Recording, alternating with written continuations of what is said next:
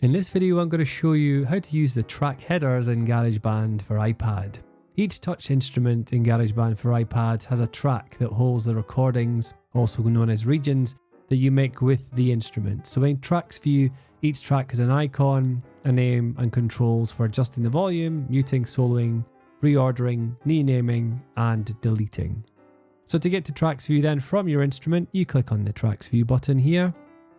And that takes you into your recent recording. Now here's one I have made earlier. Really useful to be able to have track headers. So what you do is once you've opened the tracks view, you tap the tracks button and then you drag a track icon to the right. So you extend the track headers, tapping this and dragging. And you can see all the other options here. Once you've dragged it to the right, you can then have the option here to mute, to solo, to make sure it's record enabled, and also a volume slider. If this is not available, this will mean that your multi-track recording is switched to off, and there's a different video showing you how you can turn it on later in the course. Tap and swipe, and then it will then bring that back in for you, so the view is out of the way. So under volume then, you can drag this volume left or right, and make that really nice for you. So if you think this piano is far too loud, which it could well be,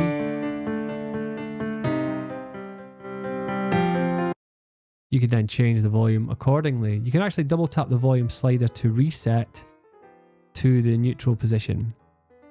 To mute or solo then, you can tap the mute button, which basically silences the track, and you see it grays the track out here on the right hand side.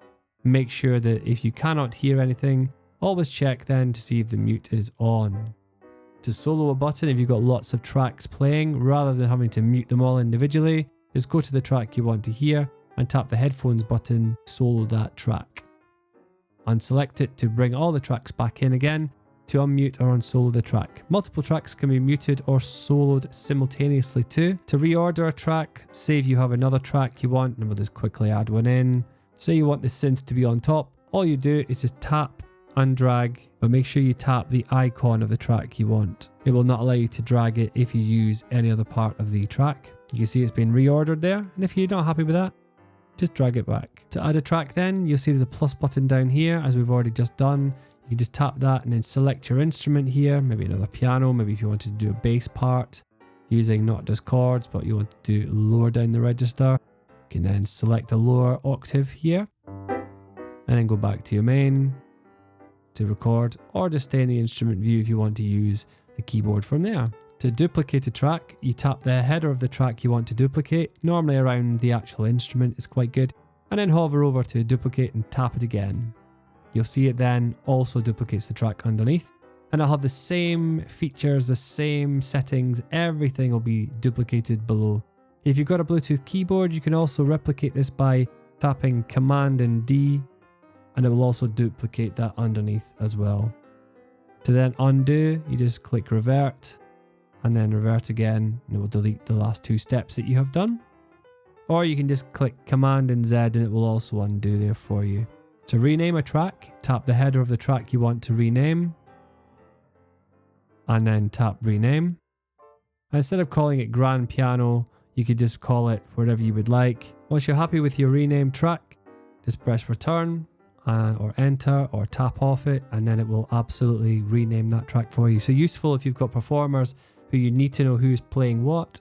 To delete the track, so for example, I don't need this synth one anymore, you tap the image of the synth and then you just tap delete. It will then delete the entire track. To change the track icon then, tap this, and then if you cycle over to icons, you might need to press right for this, tap on icons, and then it will load up the icons here for you. So you can see instead of maybe having a visual 3D, you might just want a plain version of a 2D version of a piano, or you might be playing on a upright piano, most schools if you're lucky enough to still have them, or you might even be playing on an electric piano. So you can then change that. So I'm just going to double tap, and then we're just going to click off this, and you'll see it's changed to an electric piano instead. So it's a really nice way to represent visually the kind of instruments that you are playing. To access additional track controls, you'll need the track controls button, and that will then give you, as we've explained quite fully in other videos, additional features for volume, pan, mute, and also solo, as well as some effects as well. But those we go into more details in another video. If you find that the option you want is not there, just make sure that you have tapped on the instrument for some of these options, because if you tap on the actual region, you'll find that you'll get more editing based as well as settings as well. So don't be too worried if your students say, where is the things, where is the option? Make sure that they have tapped on the instrument specific options for that particular track, and then the region specific options for all the other editing features as well. And that is the basis of how to use track headers and all of the features you can use with each of the tracks. Thanks very much for watching this video. We'll see you in the next one.